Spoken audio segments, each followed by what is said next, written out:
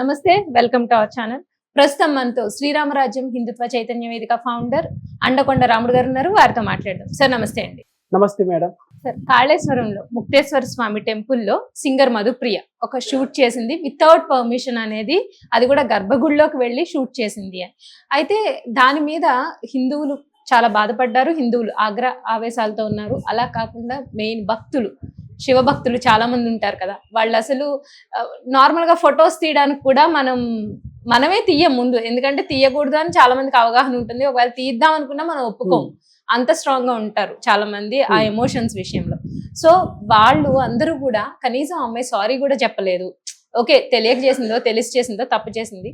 Last కూడా చూసుకుంటే మంగళి గారు కానీ, శ్రావణ భార్గవి గారు కానీ, శ్రావణ భార్గవి అన్నమాచార్య కీర్తనల గురించి మళ్ళీ తను సారీ చెప్పడం జరిగింది. మంగళి గారు కూడా సారీ చెప్పారు. వాళ్ళు ఏంటంటే హుందాతనంగా ఒకవేళ తప్పు చేసినా అంగీకరించారు. ఈ అమ్మాయి చూస్తే ఇప్పటి వరకు కూడా మధుప్రియ సారీ చెప్పలేదు అనే న్యూస్ వస్తుంది. దీని మీద మీ స్పందన ఏంటండి?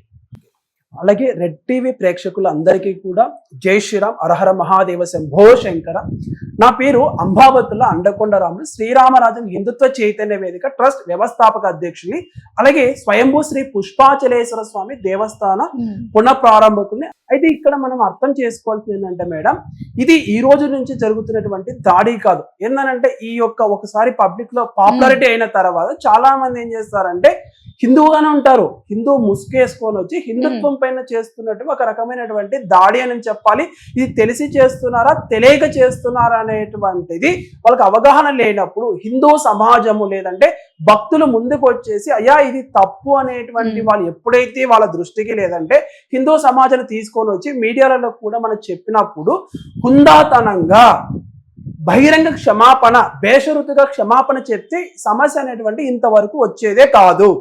అలాగే ఏంటంటే మధుప్రియ సింగర్ గారు వచ్చేసి ఇది 3 days నుంచి నడుస్తున్నటువంటి ఇష్యూ, ఓకేనా. అయితే ఇక్కడ మనం ఆయా సోషల్ మాధ్యమాల్లో మనం చూసినప్పుడు ఏంటంటే ఇది ముక్తేశ్వర స్వామి దేవస్థానంలో అక్కడ బోలోశంకరుడు అనేటువంటి శివయ్య, అలాగే యమ కూడా ఉన్నారు, యముడు.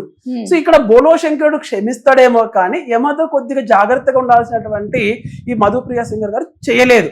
అలాగే ఏంటంటే చాలా మంది అక్కడ ఈవో గారు ఏమన్నారనంటే మేము గుడిలో అక్కడ సాంగ్ షూట్ చేసుకోవడానికి మేము పర్మిషన్ ఇవ్వలేదు అనేటువంటి కూడా మనం మాధ్యమాల్లో చూస్తూనే ఉన్నాము. అలాగే ఏదో పూజారి అనేటువంటి పూజారి పైన నెట్టే ప్రయత్నం చేస్తున్నారేమో అనిపిస్తుంది. కానీ ఇక్కడ మధుప్రియ గారు కనుక చూసినట్టయితే అయ్యా శివయ్య దగ్గర అయినప్పుడు ఒక దేవస్థానంలో ఆగమం అనేటువంటి ఒక ఆగమ సంబంధమైనటువంటి ప్రతిష్ఠ జరిగినప్పుడు మనం చాలా జాగ్రత్తగా ఉండాలి. గర్భగుడిలో అనేటువంటి ఎవరు పడితే వాళ్ళు వచ్చేదానికి ఉండదు, అది ఆస్కారం ఉండదు. దేవస్థానానికి రావచ్చు, స్వామి దర్శనానికి రావచ్చు, కానీ ఆ యొక్క గర్భగుడిలోకి అనేటువంటి అర్హత ఉంటుంది అనే విషయాన్ని మనం ప్రతి ఒక్క హిందూ కూడా తెలిసే ఉంటుంది. కానీ ఇది ఏదైతే మేము పాపులారిటీ కదా, మేము ప్రజలు మమ్మల్ని అందరూ రికగ్నైజ్ చేస్తున్నారు, మాకు అందరూ తెలుసు అనేటువంటి అహంకార ధోరణికి వెళ్ళామనుకోండి, ఇలాంటి దుష్పరిణామాలు వస్తాయి. మీరు శివయ్య కోసం పాటలు పాడారు, మేము కూడా చూసాము, ఆనందించాము, చప్పట్లు కూడా కొట్టాము, రోజు ఉదయం పూట పాటలు కూడా వింటాము. కానీ ఇలా జరిగినప్పుడు మీరు బేషరతుగా మేమంతా ఎక్స్పెక్ట్ చేసేది అయ్యో నేను తెలిసి తెలియక జరిగినటువంటి పొరపాటుకి ఈ రోజు నేను క్షమాపణ చెప్తున్నాను అనేటువంటి ఒక మాట చెప్తే ఈ సమస్య వచ్చేదే కాదు. ఇలాంటిది మధుప్రియ గారు ఒకరే కదండి, సింగర్ మంగళి గారు కూడా ఇలానే చేశారు కదా. బోనాల పండగప్పుడు కూడా మోతిబారి అనేటువంటి ఒక పదం విషయంలో కూడా ఇలా అబ్జెక్షన్ చెప్పినప్పుడు హిందూ సమాజం, నేనే శ్రీరామరాజ్యంతో నేను అబ్జెక్షన్ చెప్పినప్పుడు తన యొక్క మంగళి గారు ఏం చేశారని అప్పటికే 4.0 మిలియన్ వ్యూస్ వెళ్ళాయి. అయినా కూడా ఆ సాంగ్ అంతా తీసేసి మోతిబార్ అనేటువంటి పదం తీసి మళ్ళీ రీఅప్లోడ్ చేశారు. అలాగే క్షమాపణ కూడా చెప్పారు. అలాగే ఈమె శ్రావణ భార్గవ గారు కూడా కొద్దిగా పెంకుతనంగా ఉండేసి లాస్ట్ లో అన్నమాచార్యులు అనేటువంటి వారు హరినారాయణాచార్య గారితో మేము వాళ్ళకి ఫోన్ చేసి మాట్లాడినప్పుడు కూడా తను తీయలేదు.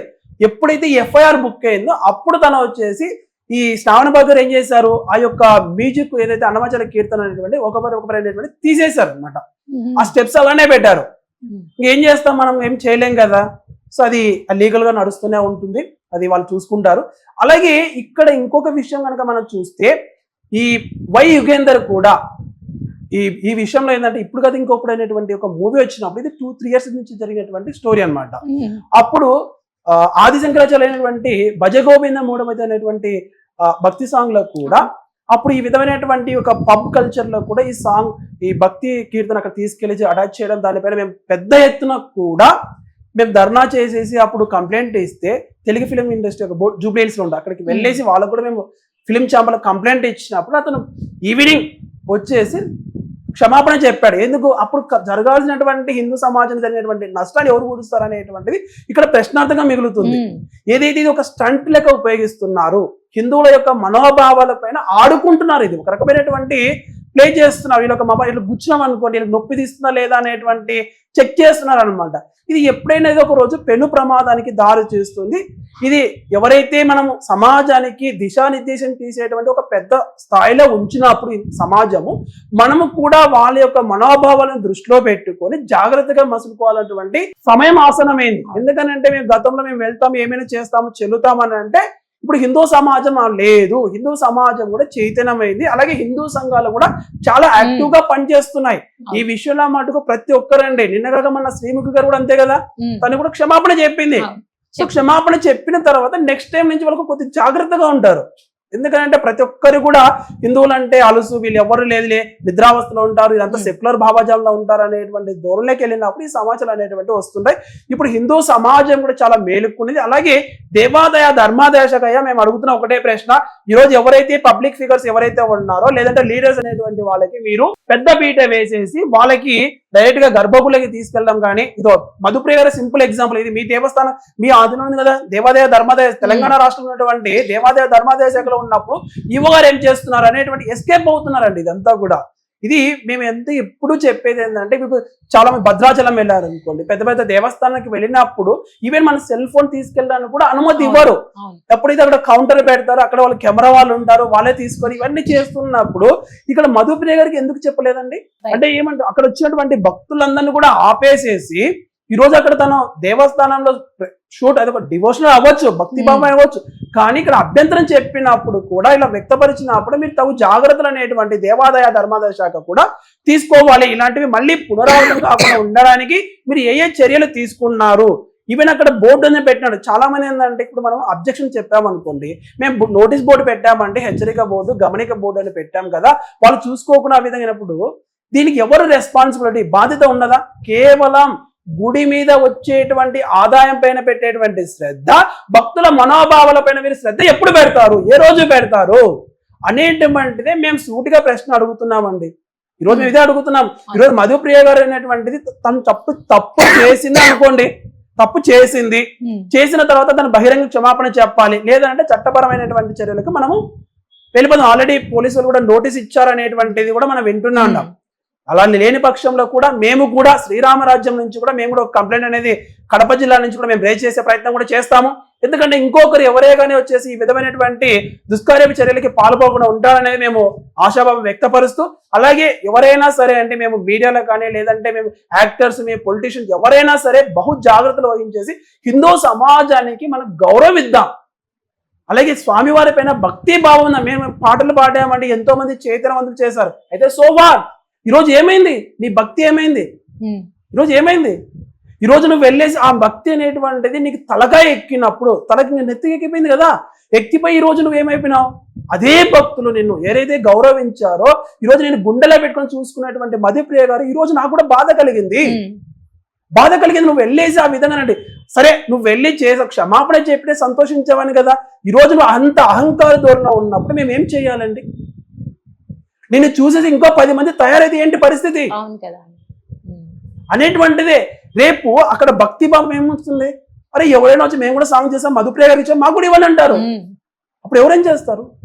సో వీటన్నిటినీ మళ్ళీ పునరావృతం కాకోకుండా ఒక పటిష్టమైనటువంటి చర్య తీసుకోవాలనేటువంటిది దేవాదాయ ధర్మాదాయ శాఖను మేము కోరుకుంటున్నాము. అలాగే అర్చక స్వాములకు కూడా అయ్యా బహు జాగ్రత్తగా ఉండండి. మనము కామన్ మ్యాన్ ఎవరైతే సర్వసాధారణమైనటువంటి భక్తుల్ని మనం ఎంత ప్రేమగా చూస్తామో, ఎలాగే విఐపిని వచ్చినప్పుడు కూడా అదే ఈక్వల్ సమాన భావంతో మనం చూడాలి.